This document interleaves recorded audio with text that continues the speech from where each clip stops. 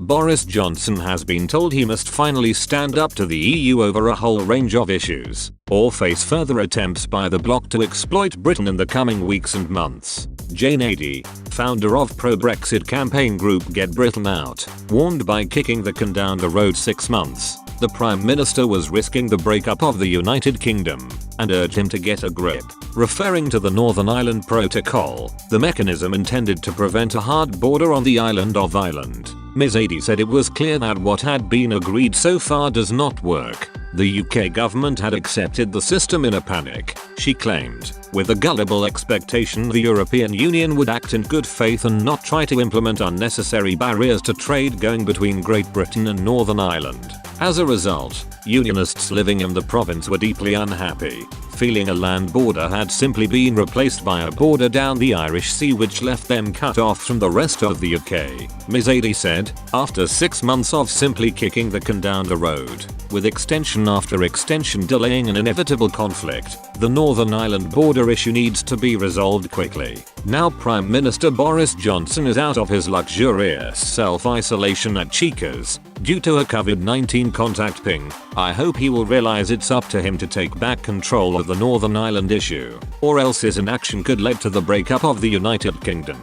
Referring to comments made by Brexit Minister Lord David Frost in the House of Lords last week in reference to his command paper on Northern Ireland, Ms Adey said, the fact the UK government has finally accepted all the conditions have been met for the UK to invoke Article 16 of the Northern Ireland Protocol, because of the serious and persistent economic and societal damage the protocol has created, is a refreshing change towards an honest approach, instead of hiding behind vague statements. The UK's cards are now clearly on the table and the EU can no longer pretend proposals have not been made, as they have claimed in the past. However, she stressed the consequences of Mr. Johnson's failure to act would be felt far beyond Ulster. She said, the government's abject failure to take action until now has had untold consequences for businesses and the people of Northern Ireland. What is perceived to be an apparent acceptance of a loss of sovereignty has opened us up to even more demands from the EU. There are increasing problems with Spain, in particular, over the issue of the border with Gibraltar.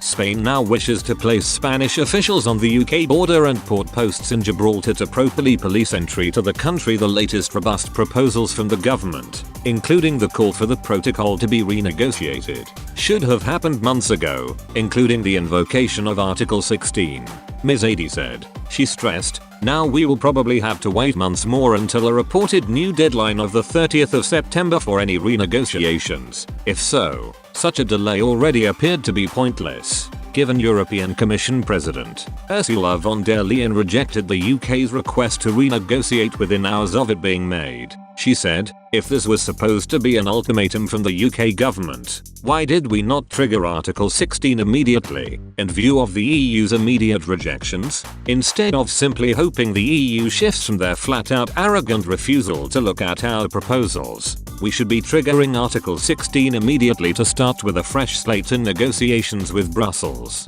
After all, the EU cannot expect any agreement to last ad infinitum.